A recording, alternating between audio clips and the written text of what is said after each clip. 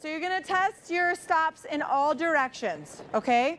So we're gonna start facing forward, we're gonna do some sideways, both directions, and then we're gonna do some backwards, okay? I want you to figure out which side you like best, because that should sort of be in your mind the default when a jammer's coming at you hot. So on all of these, do not feel like you have to be a limp noodle. You can drop into it at the last minute, and this is for any of the blocks. You can start even backwards and like do a quick drop.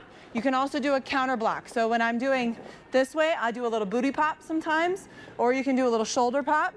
When you're facing this way, I usually do a little shoulder check into them as they're coming in, just so that there's like force meeting force, as opposed to just everything being thrown at me and me having to like hunker down and take it. So if I'm facing forward, I'm gonna have the jammer on the end.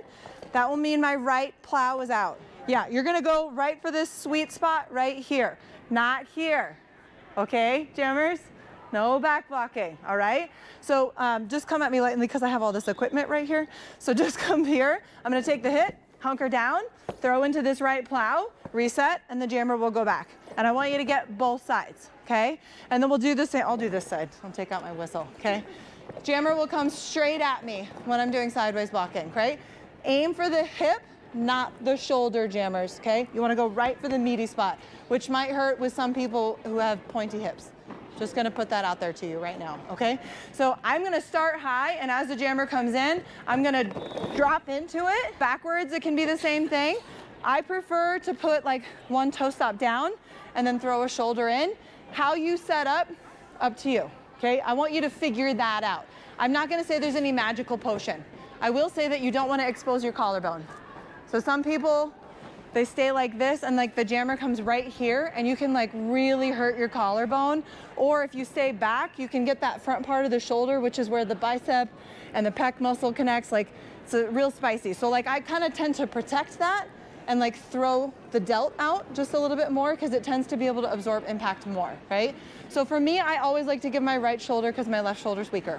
That's just me. But if I had to, I'll twist into the left, but I prefer this way.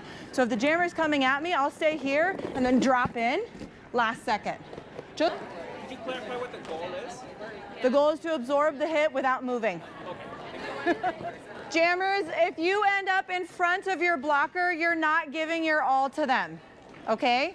You should be trying to take the spot that they are in. If you end up in front, you won, and like, then the blocker lost.